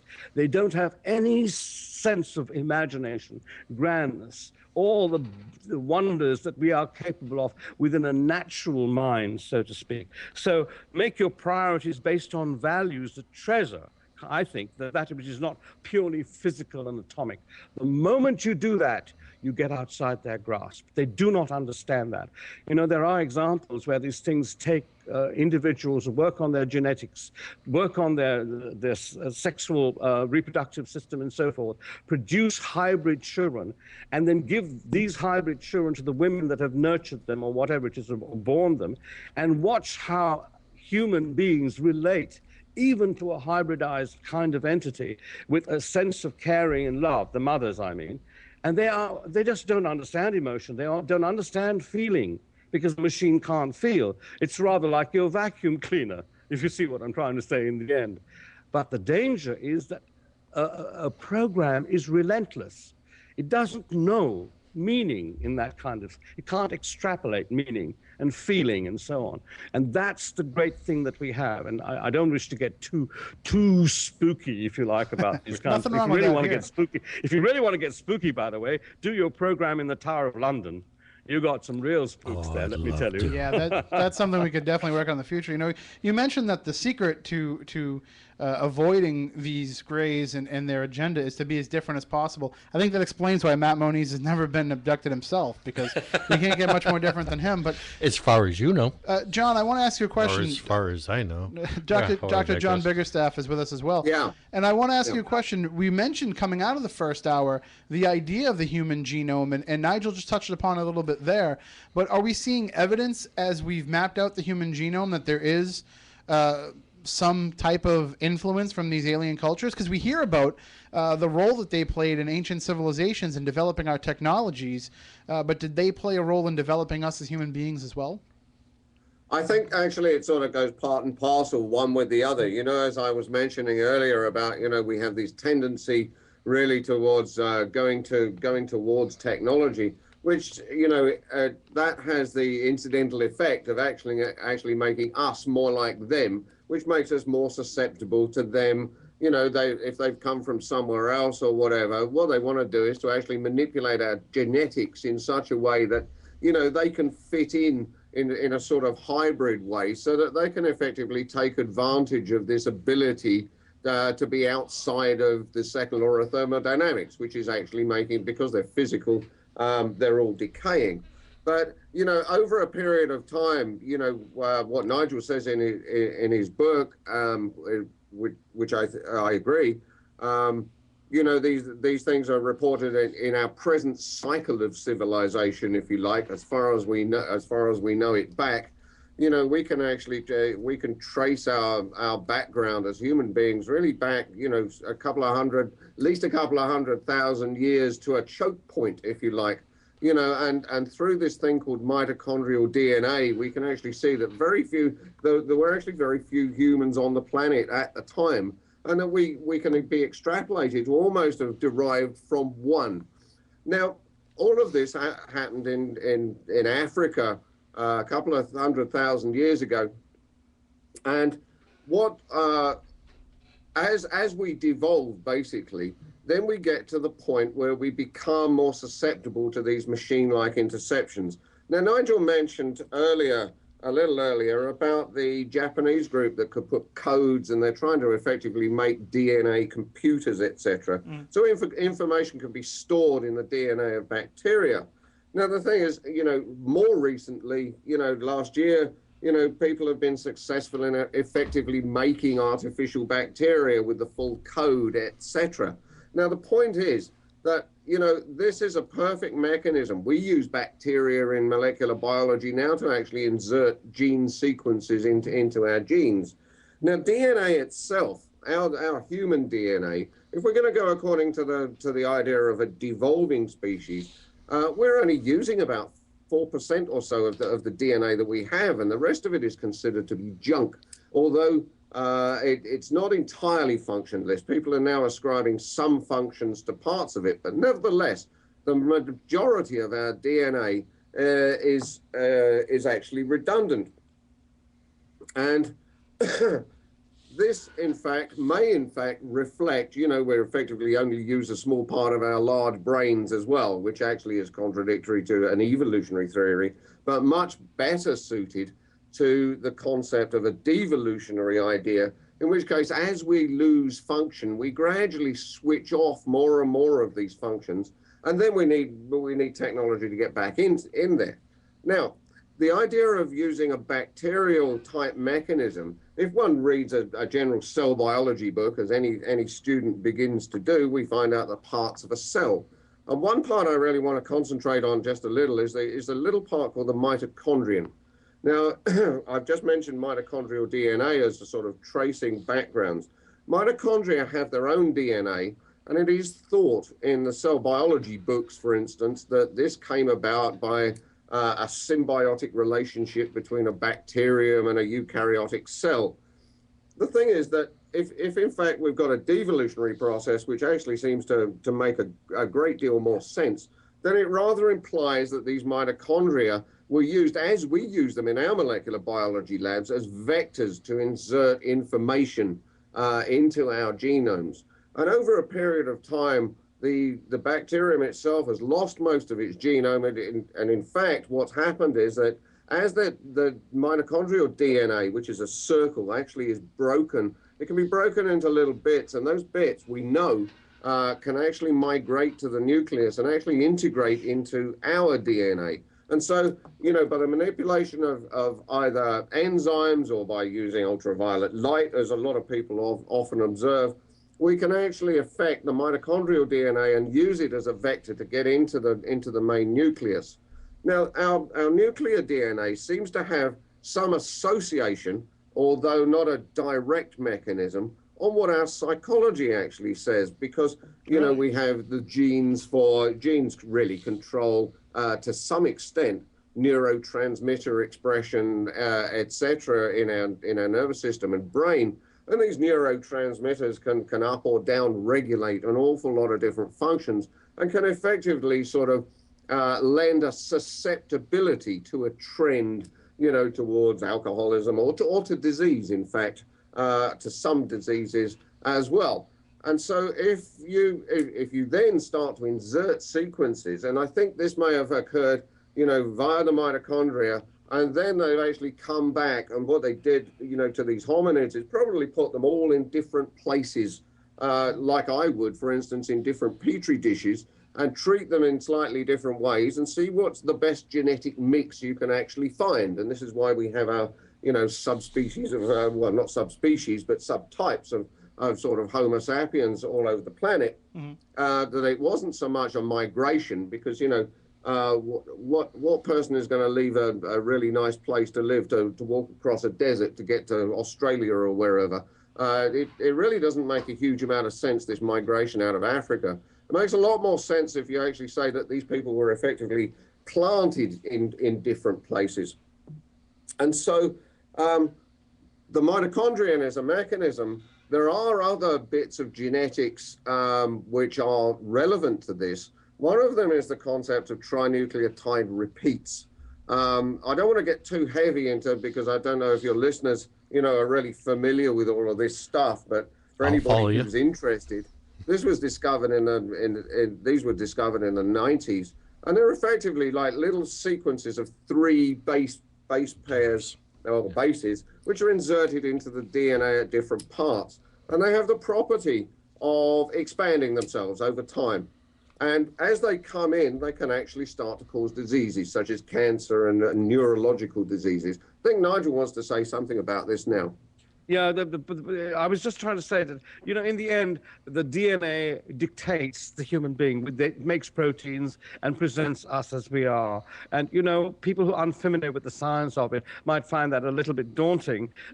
What I'm trying to simply say is that we have this propensity that has been cultured into us by some mechanism that intercepted us at root, Matt. And that's the point. I was quite touched and quite taken by your perception and what you just said of your understanding of what we're trying to actually say here. And I don't want to get too heavy about this. And, you know, really we're talking about the human being as we are and how we present ourselves.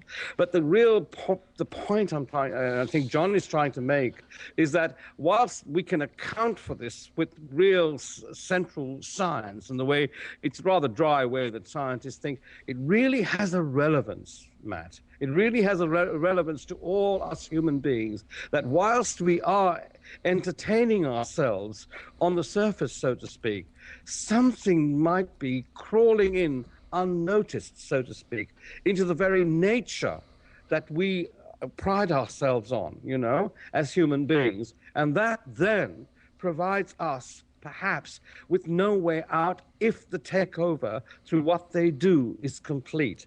And that's really what I'm trying to say with the book and so on, is watch, please watch. Don't go running off, skipping over the daisies too much, because they'll come through the back door and you won't know what daisies mean anymore. And that is something I think we all have to take notice of. And the reason America is important, let me say this in a sense, and I really truly mean this. America is the most powerful agent for change, I believe, in the world today, regardless of any other country. And within the power that America has to influence things, what if America takes this over and says to the human race, listen, guys, whilst we have Americana and what that means, we also have a responsibility through our power for the human race itself and its existential meaning, if you see what I'm trying to say. And that within the auspice of Americana and what it can do in the world, know-how, call it what you like, this is the only gate, if you like, through which our species itself might stay within its natural concept of being, rather than have some cold thing that happens in on our space-time, sees something like that as special and different to itself, and then works to make us lab rats on which it then can interpose its own agenda, so to speak. Now that at least is an idea that America should consider, bearing in mind that it has this incredible power. It saved the world many times, and no one can deny that, from terrible powers that sought to make us and take us faster into this aegis of a kind of mechanistic being. Hitler, for instance, was supposed to have said to the Nazis and whatever, look, I give you the future man. And he showed, I believe, one of these alien kind. And that was stopped by America in stopping Hitler. So we have a great thank you to say to your nation and its people. And that's why I've written the book, so that people can actually see what this might be, what the ingredients might be. I may be wrong in my conclusions, and I'm hoping that somebody can rationally explain why I'm wrong. But if I'm wrong, then there's an interesting warning, I believe, at the very least in the book. However, the question is this: what if I'm right? Where are we and what are we? As America has saved the world several times up to now, and let me tell you, as a Brit, I acknowledge that. Even though Britain stood alone and fought these Nazis in the war, America came in and helped us complete the job, if you see what I'm trying to say. Mm-hmm. Without America, you and I and all that we take for granted would not be here. And so that's a nice sociological format, if you like, or framework that everybody ought to take note of in the world today, you see. So the book is written quite simply as a metaphor for that kind of announcement and warning. Just take a look. The truth truly is out there, you know, and we can enjoy ourselves as long as the deeper set and deeper meaning that prevails for our being is taken recognizance of, so to speak. Can't even pronounce the word, but that really is what I'm trying to say, basically. And you guys, whilst you are there with your program and talking about various things to do with, you know, the extraordinary, you really are by default producing something very, very valuable for all humankind, particularly in the Boston area, I might say. Well, I don't know whether Boston is any the less or the more, you know, relevant to this. But, well, I'm going to say one thing. We're certainly making up for throwing that tea in the harbor. I want to apologize to you personally for that. But, well, we've only got about 8 minutes left here in the show, Nigel, and I'm afraid that throwing this question out there means that we won't have enough time to really get into the intricacies of what the Shroud of Turin is all about. Indeed. We can definitely bring you back for another show to talk about that. Please, if you can, invite along this scientist, this doctor, medical doctor, Andrew Silverman, who has an absolutely riveting take on the Shroud of Turin and what it might actually mean. And it's not religious, Tim. It really is not bipartisan in any kind of way. It's for everybody. He's a Jew, by the way, Andrew. And here he is considering this individual that Christians have taken over and kind of made their own. I don't know why. He was a Jew anyway in the first place. I'm a Christian by at least somebody splashed some water on me and told me I was a Roman Catholic, if you see what I'm trying to say. Mm-hmm. And he's a Jewish individual in his culture and so on. And he could see in the Shroud something absolutely remarkable. And I'll tell you what, you have got a riveting program if you invite this guy along. Well, we'll definitely do that coming up, because I don't want to try to shortchange the idea of it now and squeeze it into 6 or 7 minutes. So we'll get into that. But let's just say that for those who believe in the Shroud of Turin and believe that it really does represent Jesus and the wounds that he suffered, and it means, when you read Nigel's book and when we have this discussion, it actually means so much more to humanity than just physical proof of Jesus and what he endured. So we'll throw that out there as a little bit of a teaser. And in the time that we have left, I think we continue talking about the idea of what you're talking about, avoiding this takeover by these Greys, avoiding them coming not to rule our planet, not to enslave the human race as many people feel, but to try to mimic us and basically try and borrow from us what our very essence is. Do you think that with the artificial intelligence that we have today, and with the fact that nobody is walking down the street without some advanced technology in their pocket, be it a cell phone, be it an iPod, be it whatever, do you feel like we're actually creating the beginnings of... I have no doubt about that, Tim. Matt and Tim. This is really something that we have to look at. I think that that's where it's leading, back engineering and so on. There's a cartel here that knows about these things.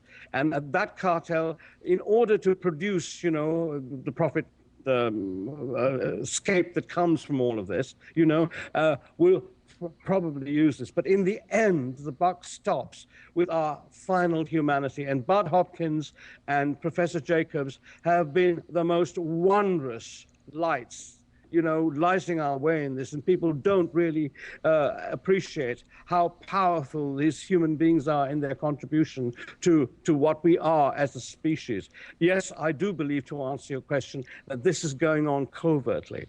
And we have to watch this, because you have children. I don't know whether you have children yourself, but I'm saying that people who have kids in the future, this is really a testament to them, basically. What are we leaving for them? Are we leaving just a poisoned planet? Are we just leaving a scope to be machines?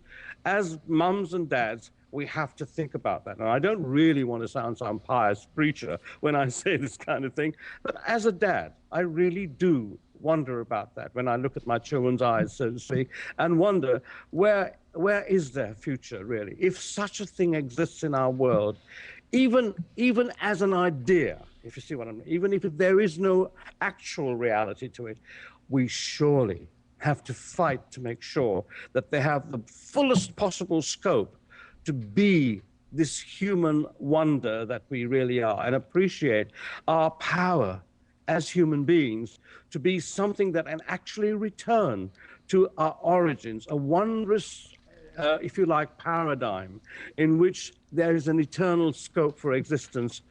And if we don't do that, stuck in our own particular aegis in the physical universe of breaking past under the second law of thermodynamics, are we going to go the way of everything else, broken down into a dark and cold and featureless scape that has no meaning whatsoever, where meaning is actually taken away, where rational sense is taken away? My thesis is that the simple binding momentums implied in love thy neighbor as thyself can realign genetically, if you like, the altered tracks back to the natural genetic prospectus of all of us, basically. Now, that might sound highfalutin language. It simply means stay as powerfully beautiful and coherent and unionizing, if you like, bringing things together as we possibly can.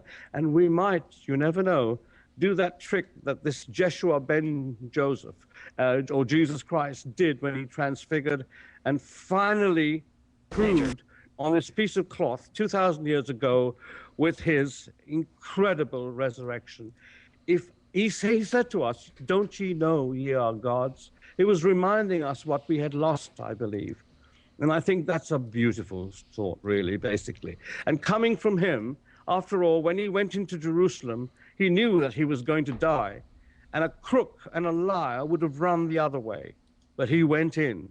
And to me, anyone who does that, I know, had to be telling the truth, if you see what I'm trying to say. Absolutely. So there are numerous accounts within many texts of the old texts, the old authorities that the Christian church took out because a cartel of people hijacked all of us and said, unless we give you the sanction to go wherever beyond, you don't.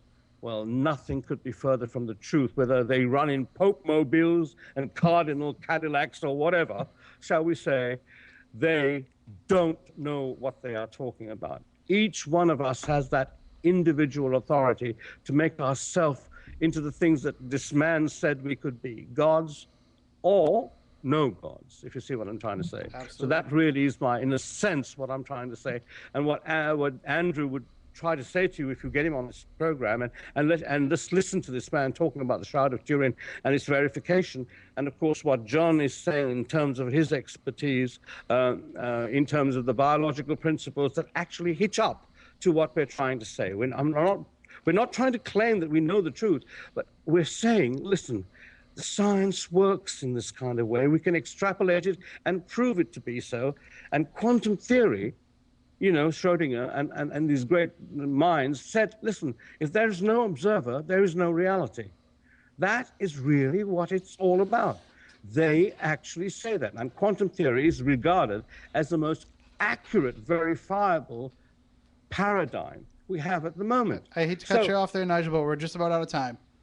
Okay, right. We'll have you back, Okay, though, to talk more in the future. Again, his name is Nigel Kerner. The book is Gray Aliens and the Harvesting of Souls. You can get it from nigelkerner.com. Thank you, Nigel, for joining us. Thank you to Dr. John Biggerstaff for joining us. We'll be back next week. Much. Thank you. And we'll be talking next week with Richard Salva about his new book, The Yoga of Ghost Hunting. So until then, for Matt Moniz, for Matt Costa, for Chris Balzano, I'm Tim Weisberg. We want you all to stay spooktacular. First with local news, talk, and sports. This is WBSM New Bedford, Citadel Broadcasting, AM 1420, WBSM.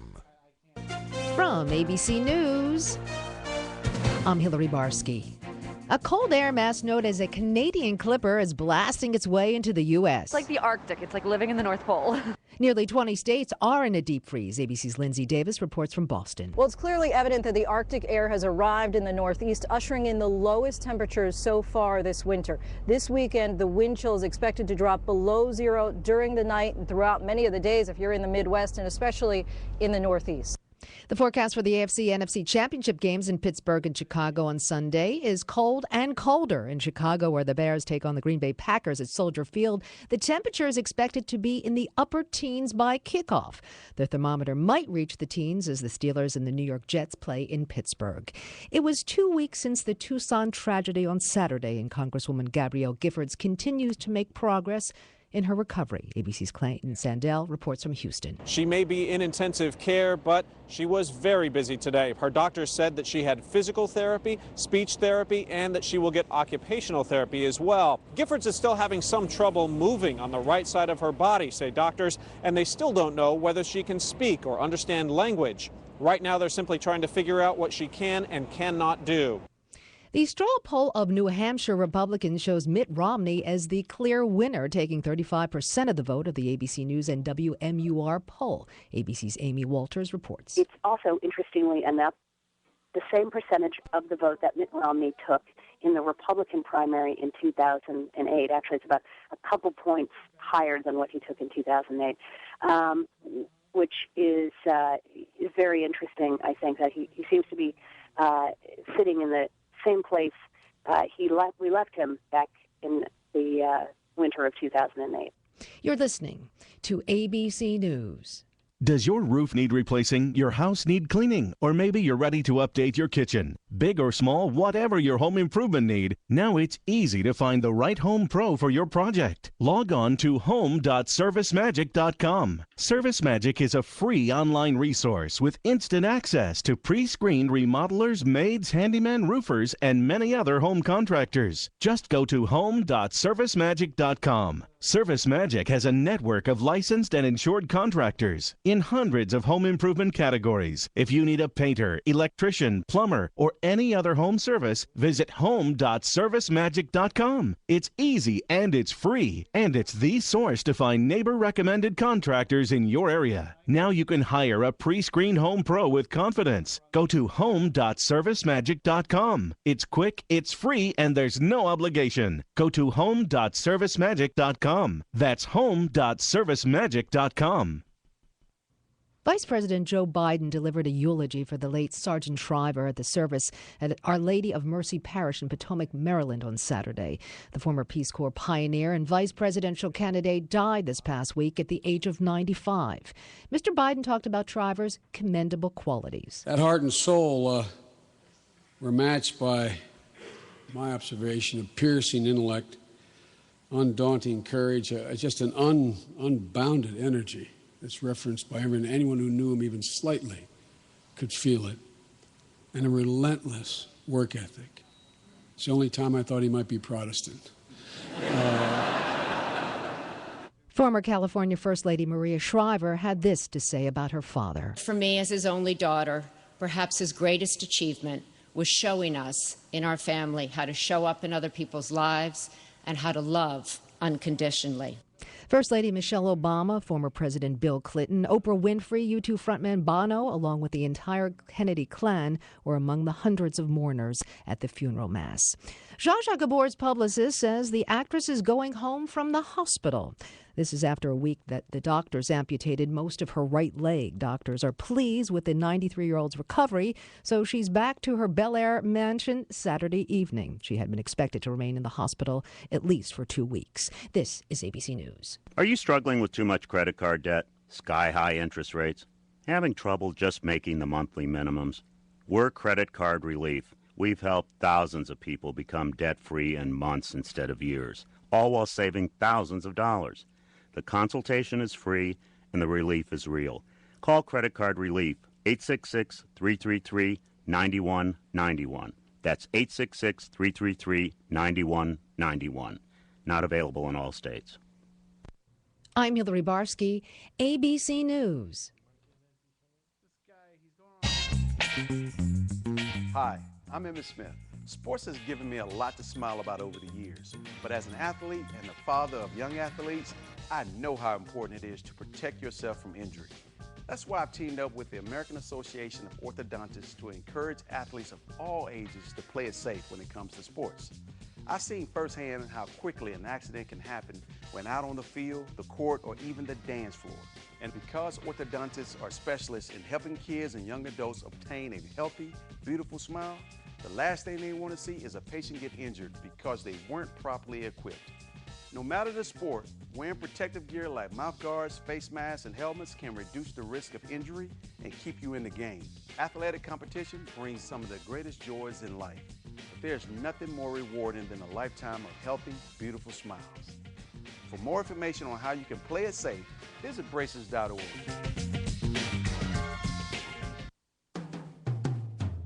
For America's wounded warriors, sometimes coming home can be a battle in itself. Every one of them needs our support to meet the challenges they face every day. The USO provides Americans a way to offer that support to our wounded warriors and their families. Join us. Visit USO.org to learn how you can make a difference in their lives. The USO, until everyone comes home. Acushnet, Fairhaven, Dartmouth, and New Bedford. We've got you covered. AM 1420 WBSM.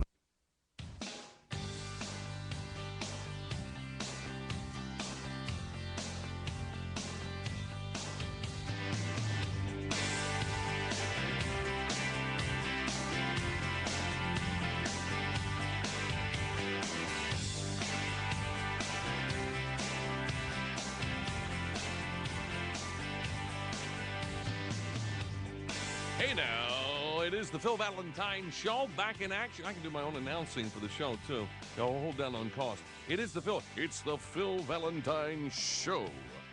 That'd be another Ted Williams. Huh? Is that the guy's name? Has he still got a job, or is he homeless again? Has he gone through rehab? Last I heard, he's... Was it Ted Williams? Yeah, is that right? Ted Williams reluctantly going into rehab. Yeah, okay, well, yeah. Hey, it is the Phil Valentine Show. 1-800-618-PHIL if you'd like to be a part of the broadcast. 1-800-618-PHIL. Now, here's your host, Phil Valentine. Thank you, Ted. We got elephants walking down Broadway this morning in Nashville. I was behind them. Oh, were you? Yes, I was. Yeah. Me and Mr. O'Brien. Well, because the circus is in town, Ringling Brothers and Barnum and Bailey are in Nashville for the weekend. Super. Now, one of the elephants, have you heard this? One of the elephants is called Baby Barack. And the reason they call him this is because he's skinny with big ears and they're not sure which country he was born in. But you know, I am here all week. No, they say actually we have Baby Barack, who is our baby elephant, just turned 2 years old, and we call him Baby Barack because he was born on the inauguration date of our president. Okay. Barack may know his, mother. Probably a pet of his back in Kenya. I wonder if his father left him when he was very young.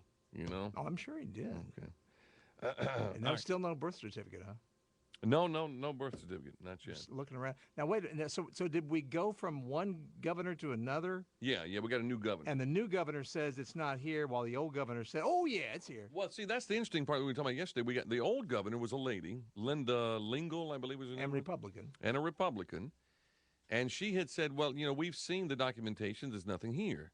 Then Neil Abercrombie, who's a whacked-out leftist Democrat, he takes office here a couple of weeks ago, and they're asking about it. He says, well, I don't know. We can't find any. He said, we got what you've seen on the internet, but we haven't found the full, birth certificate like you would get when you're born in the hospital. So here we go stirring all that stuff up again. Here's what happened. I guarantee. Neil gets in. Hey, it looks like Barack will not win next time. So let's get him out of the way so Hillary can run. Here's the birth certificate. Burn it. Oh, see, the thing about it is, and I've told you, somebody else emailed me yesterday with this same theory. I've been telling you this since this controversy started. To me, and some people have produced this so-called birth certificate from Kenya.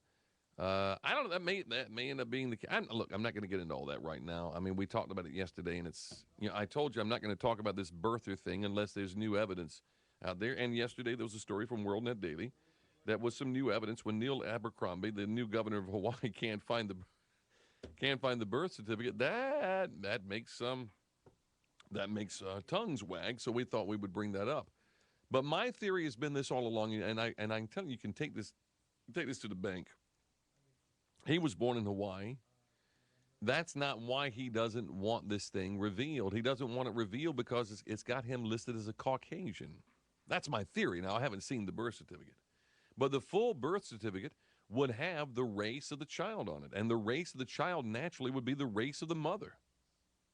And so he would officially be a white kid, and he doesn't want to have to explain all that. Now, I know it's not going to mean anything, because I don't care. But see, I don't care whether he's white or black now as it is. But there's so many people out there who voted for him just because he's black.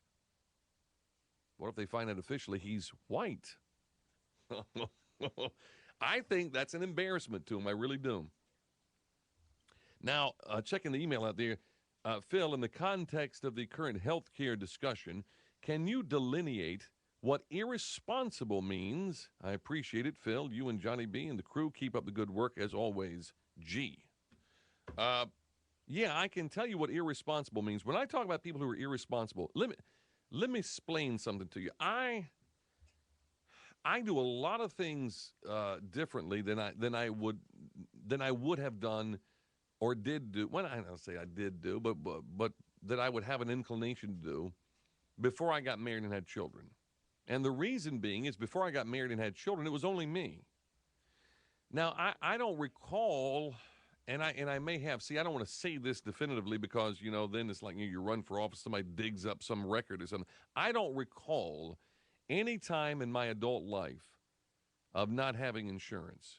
As a matter of fact, I recall on several times paying the COBRA and because I was afraid of that kind of stuff.